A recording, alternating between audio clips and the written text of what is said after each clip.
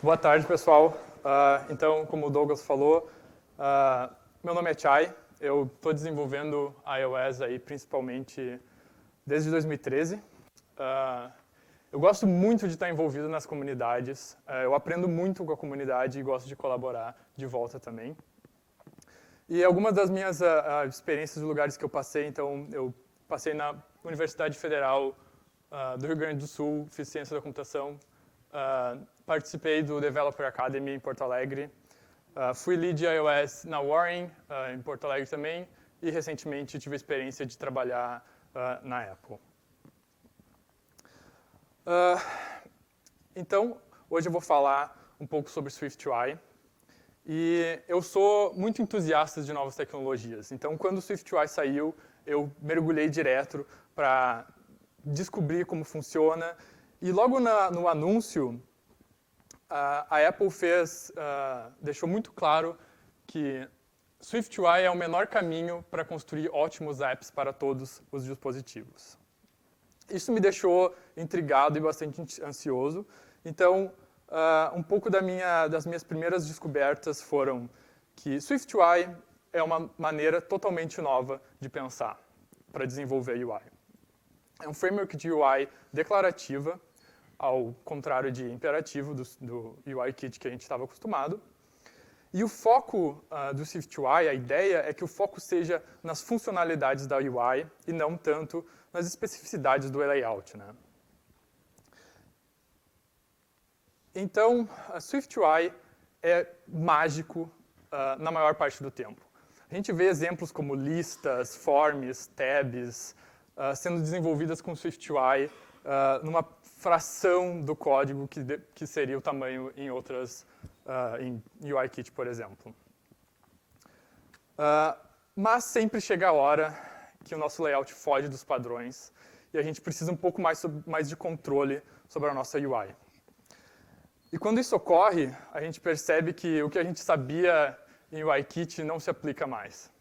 E a gente precisa conhecer, então, novas ferramentas de como funciona isso. Então, hoje eu vou falar um pouco sobre o Layout System de SwiftUI e também algumas ferramentas como os Geometry Reader, Environment e Preferences. Então, vamos começar falando um pouco, tentando entender um pouco sobre como o sistema de layout funciona em Swift e UI. Primeiro, o que é layout, né? Então, eu gosto dessa definição, que também foi falada na WWDC, que layout é basicamente decidir o tamanho de coisas na tela. Bom, super simples, né? Então, se layout é só decidir o tamanho de coisas na tela, a gente precisa entender como o Swift decide o tamanho das coisas na tela. Então, vamos começar com esse exemplo super simples que vem no projeto inicial do SwiftUI, no Xcode. Então, se a gente fosse extrair um snapshot da árvore de views dessa tela, seria mais ou menos isso aqui. Então, a gente tem no topo a root view, que ela é dona dos bounds do device, seguido pela content view, que no caso é essa minha struct definida, essa view. A content view, então, é relacionada com o body, com a propriedade body, e logo abaixo a gente tem o text, olá mundo. Então, quando o SwiftUI começa a realizar o layout, a root view ela é dona dos bounds da tela e ela oferece isso para o seu filho direto, a content view. Essa aqui é a minha oferta de tamanho para ti. Content view, no caso o body de todas as views, a gente chama de layout neutro, ou seja, ela só vai repassar o que foi oferecido para ela. Então é isso que ela faz. O Content View oferece o que foi oferecido para ela de tamanho para o text. E o text, por sua vez, ele diz, nossa, muito obrigado por todo esse tamanho que tu me ofereceu, mas eu sou só desse tamanho aqui, não preciso de nada mais. E ele pega e responde para a Content View, esse aqui é o tamanho que eu quero. A Content View, que ela é layout neutro, ela só vai repassar para a Root View. E no caso, a Root View vai dizer, bom, eu ofereci todo o tamanho, mas se tu quiser só isso, beleza, vou te botar aqui no meio da tela. E esse é o layout final dessa view. E termina o processo de layout.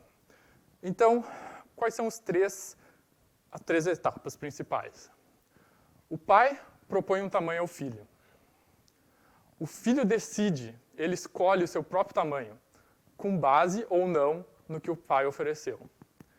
E terceiro, o pai posiciona o filho na sua coordenada. Quero ressaltar a importância, mais uma vez, desse segundo passo aqui. Não existe uma maneira de forçar um tamanho no seu filho.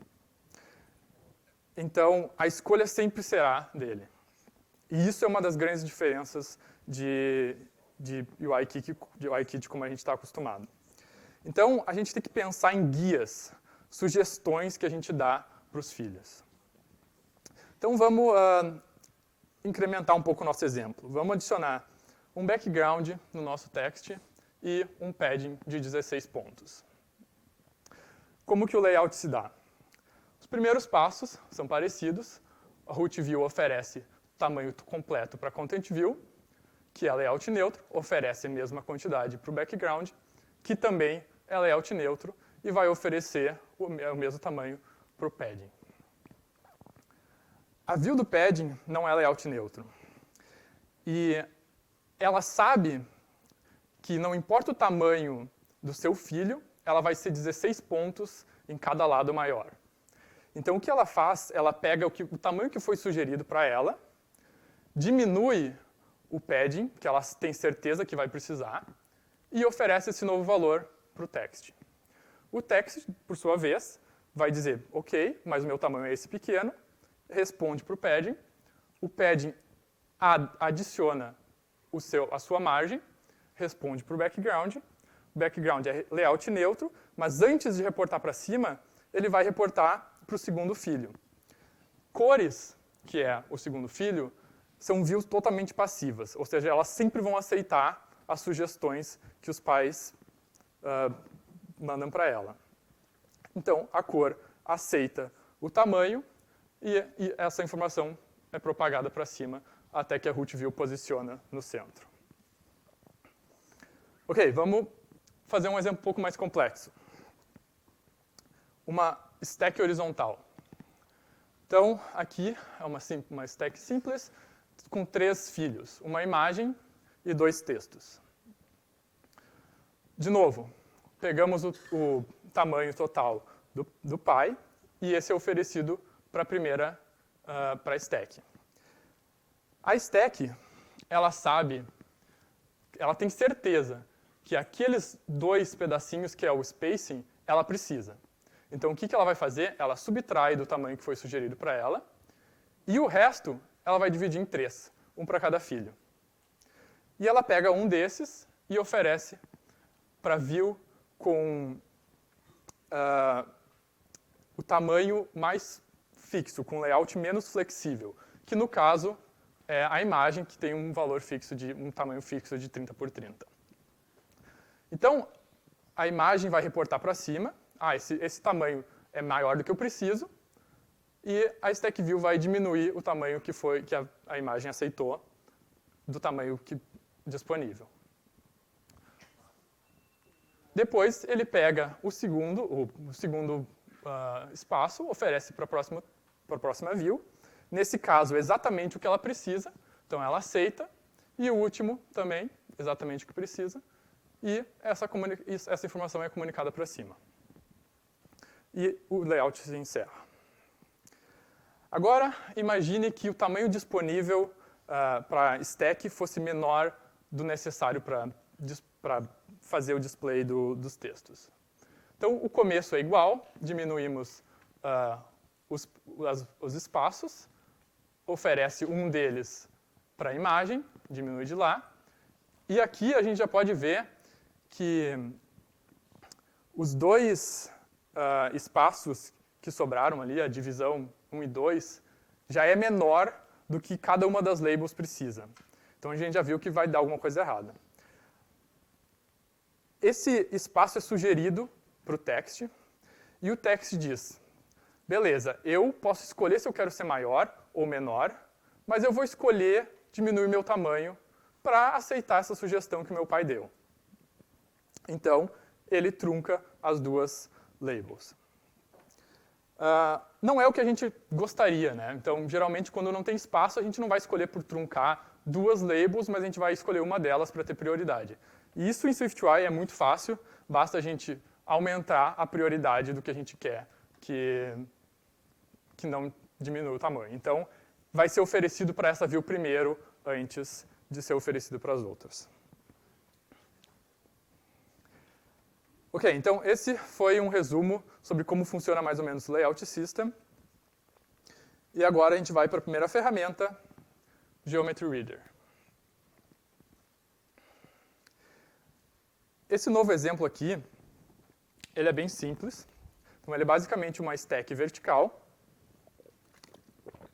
com uma label e uma custom view. Na custom view, nessa definição aqui embaixo, a gente pode ver que ela não se importa nem um pouco com o tamanho que ela tem. A única função dela é criar um retângulo que seja da cor que está ali. Mas como a gente viu anteriormente, então o retângulo e a content view, ela está aceitando a sugestão que o pai lá em cima fez para ela. Mas como a gente viu anteriormente, a gente pode setar e escolher a gente mesmo o valor que ela vai ser. Ela pode ser menor do que o valor sugerido e também pode ser maior que o valor sugerido. Isso não importa e o pai vai centralizar ela igualmente. Mas o que a gente faz se a gente quisesse que essa view, o retângulo, tivesse exatamente a metade do que o pai sugeriu? O que a gente teria que botar ali no frame? Aí que entra a nossa primeira ferramenta, o Geometry Reader. Então, o Geometry Reader, como quase tudo em SwiftUI, é uma view. E é uma view que define o seu conteúdo como uma função do seu tamanho e uma coordenada. O que isso significa? Que o conteúdo dessa view vai ser definido pela resposta de uma closure, a closure content, que tem como entrada o Geometry Proxy e tem como saída o content, que é uma view. O Geometry Proxy nada mais é que uma struct que contém o tamanho ou o frame em uma coordenada. Então, para a gente usar isso, a gente vai encapsular o nosso retângulo num Geometry Reader e dentro dele a gente tem acesso, então, ao argumento da closure e podemos usar para fazer o layout dessa maneira. Geometry Reader é uma view que sempre aceita o tamanho sugerido pelos seus pais. Então, nesse exemplo aqui, aquela área em vermelho é o bounds do Geometry Reader e o seu filho, no caso o retângulo, que é menor. Né?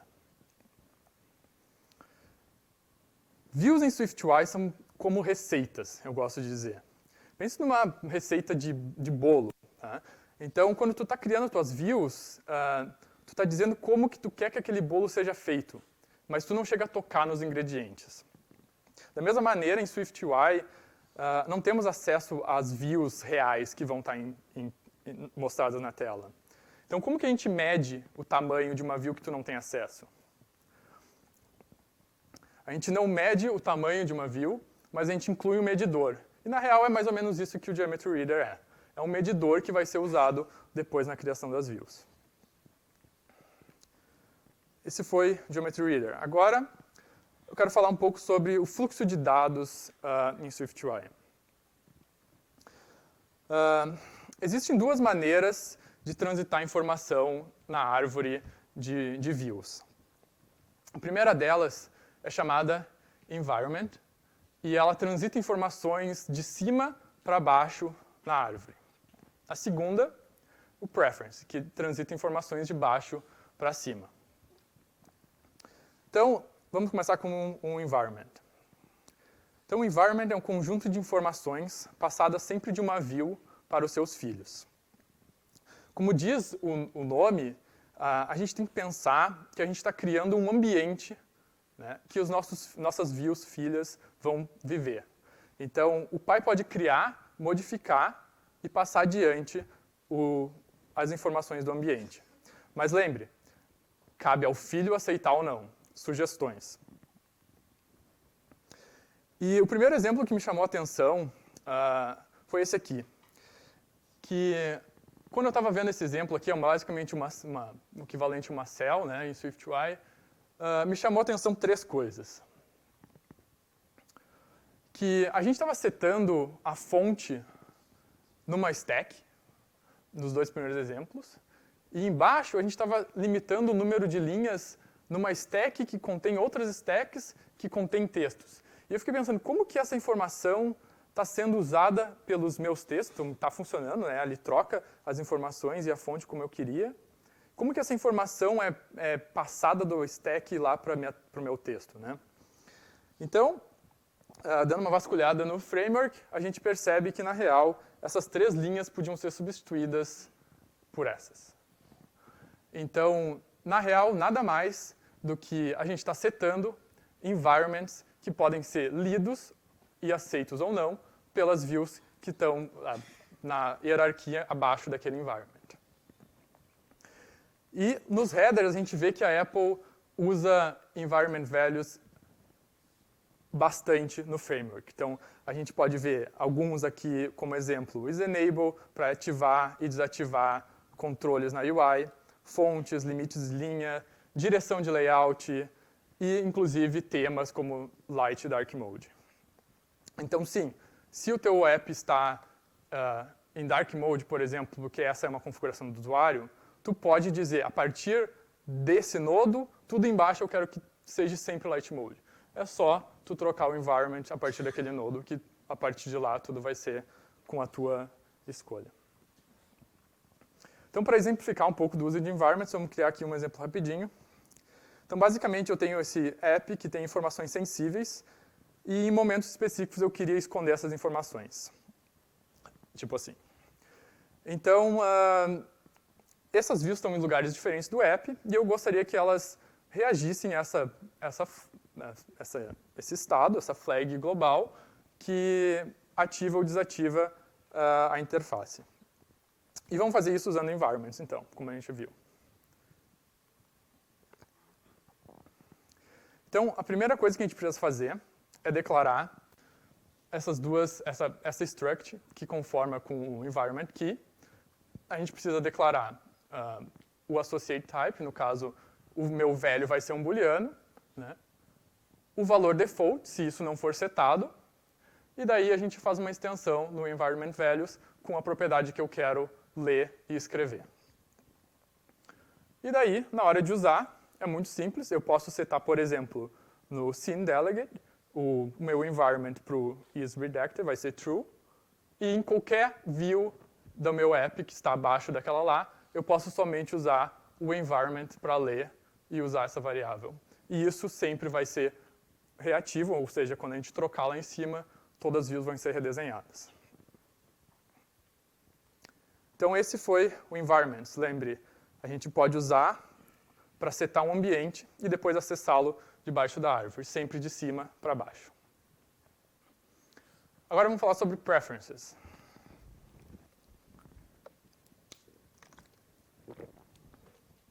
Preferences é um mecanismo para uma view expressar suas preferências, como diz o nome, para os seus ascendentes.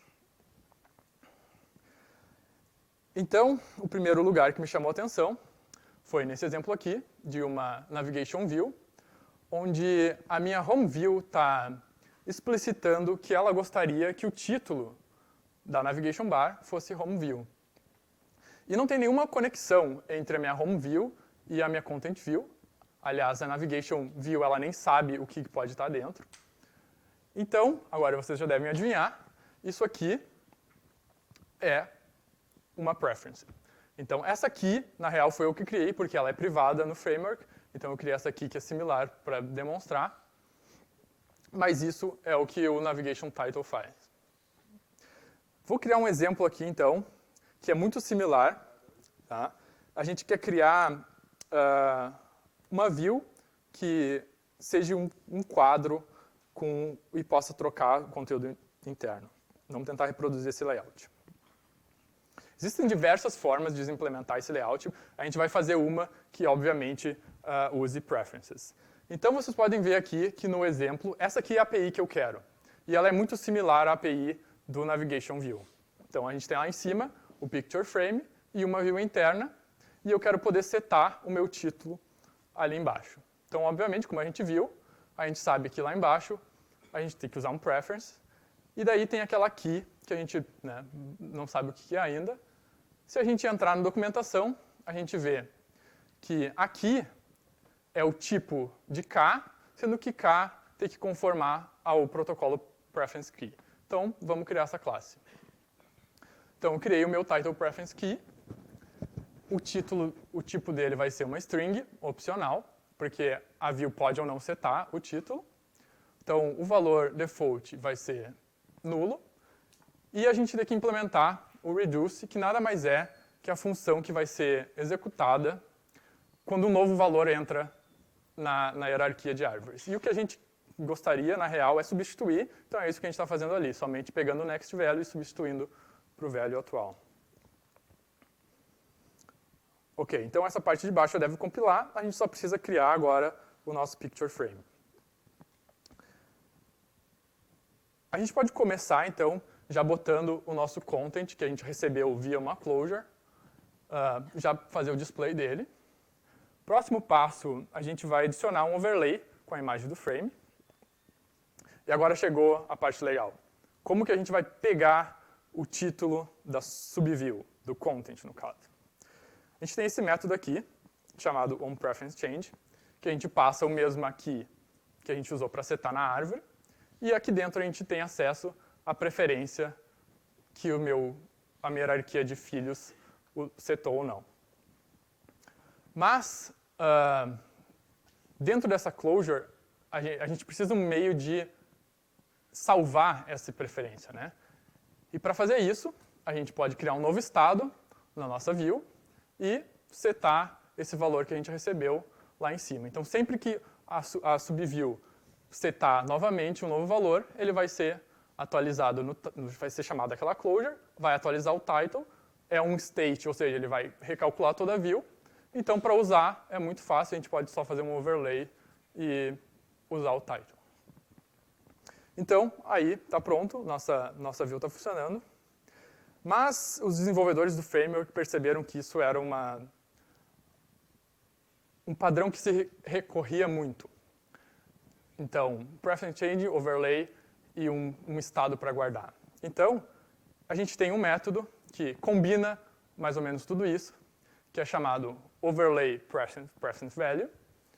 Então, se a gente passar ali o nosso key, a gente tem a mesma closure, só que agora a gente pode retornar uma view que vai ser botada na frente dali.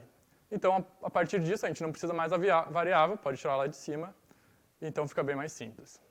Então, aí, esse é o jeito que a gente faz a minha view setar a minha preferência que meu pai pode ler ou não.